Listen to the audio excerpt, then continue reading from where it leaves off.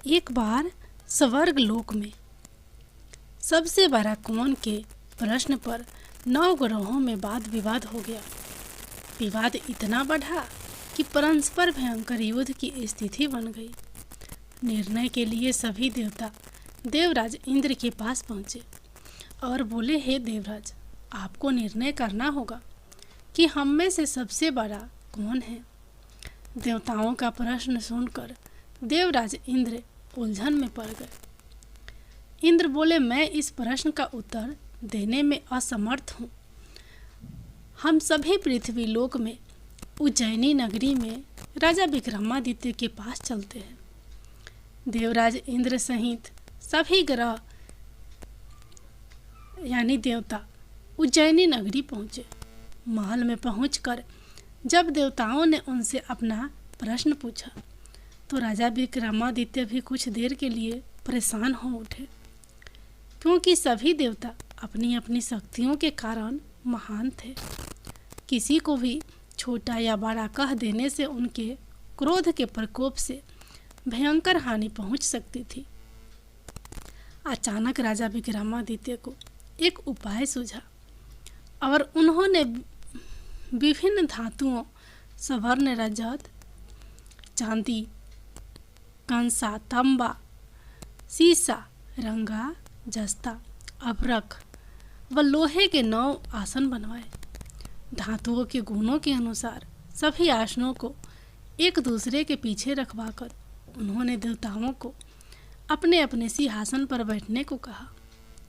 देवताओं को बैठने के बाद राजा विक्रमादित्य ने कहा, आपका निर्णय तो स्वयं हो गया।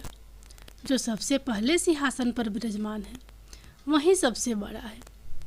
राजा विक्रमादित्य के निर्णय को सुनकर शनि देवता ने सबसे पीछे आसन पर बैठने के कारण अपने को छोटा जानकर क्रोधित होकर कहा, राजा विक्रमादित्य, तुमने मुझे सबसे पीछे बैठाकर मेरा अपमान किया है। तुम मेरी शक्तियों से परिचित नहीं हो। मैं तुम्हारा सर्वनाश कर दूंगा। शनि ने कहा, सूर्य एक राशि पर 1 महीने, चंद्रमा 2.25 दिन, मंगल 1.5 महीने, बुध और शुक्र 1 महीने, बृहस्पति 13 महीने रहते हैं। लेकिन मैं किसी राशि पर 7.5 वर्ष यानी 7.5 तक रहता हूँ।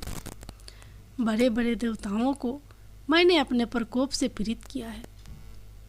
राम को 7.5 के कारण ही वन में जाकर रहना पड़ा और रावण को 7.5 के कारण ही युद्ध में मृत्यु का शिकार बनना पड़ा। राजा, अब तू भी मेरे प्रकोप से नहीं बच सकेगा। इसके बाद अन्य ग्रहों के देवता तो प्रसन्नता के साथ चले गए, परंतु शनि देव बड़े क्रोध के साथ वहां से विदा हुए। राजा विक्रमादित्य पहले की तरह ही न्याय करते रहे। उनके राज्य में सभी स्त्री पुरुष बहुत आनंद से जीवन यापन कर रहे थे। कुछ दिन ऐसे ही बीत गए। उधर शनि देवता अपने अपमान को भूले नहीं थे।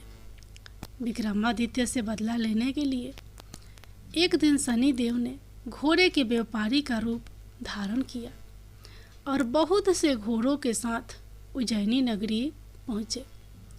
राजा विक्रमादित्य ने राज्य में किसी घोड़े के व्यापारी के आने का समाचार सुना तो अपने अश्वपाल को कुछ घोड़े खरीदने के लिए भेजा। घोड़े बहुत कीमती थे।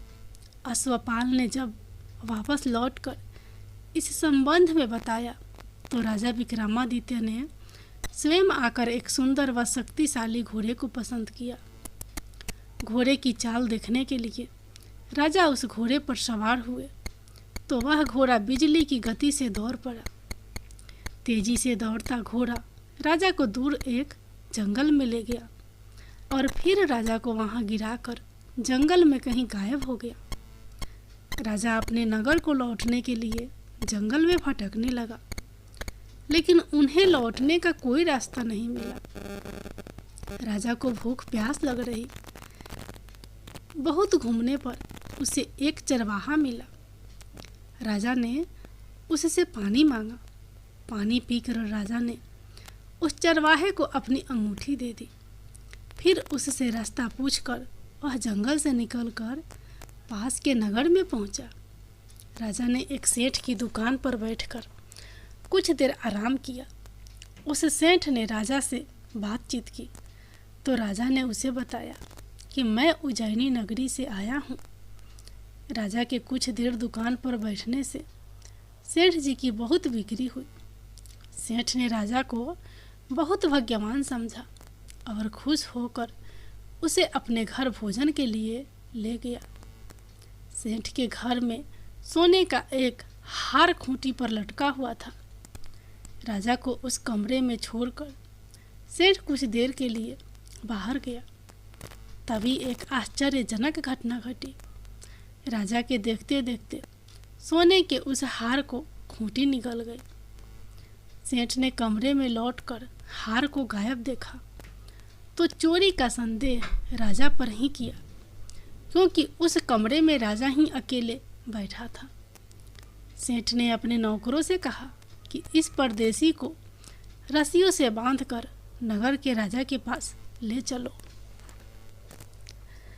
राजा ने विक्रमादित्य से हार के बारे में पूछा तो उसने बताया कि उसके देखते ही देखते खूंटी ने हार को निगल लिया था।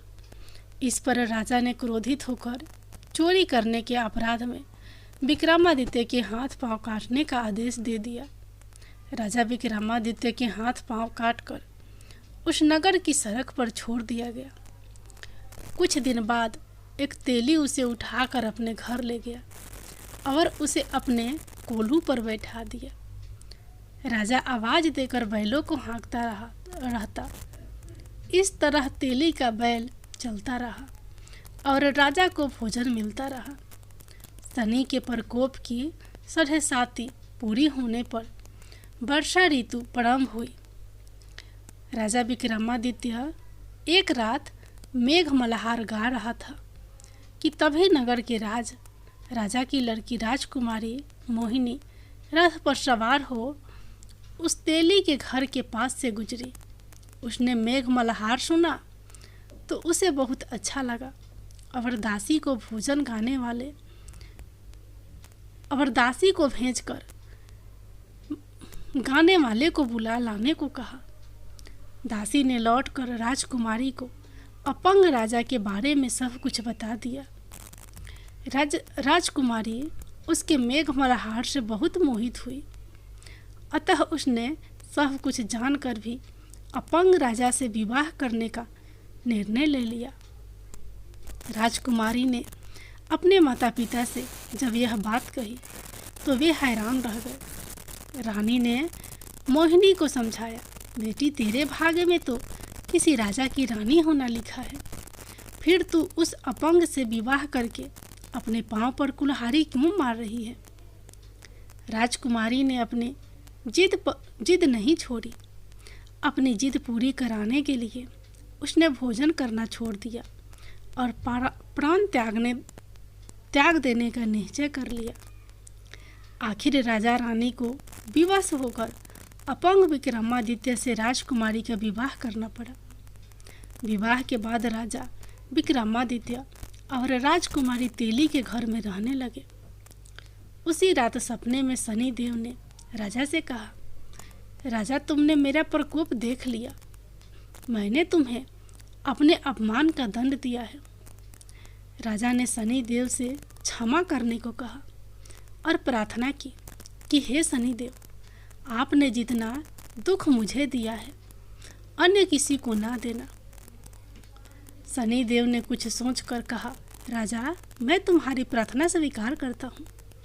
जो कोई स्त्री पुरुष मेरी पूजा करेगा, शनिवार को व्रत करके मेरी व्रत कथा सुनेगा, उस पर मेरी अनुकंपा बनी रहेगी।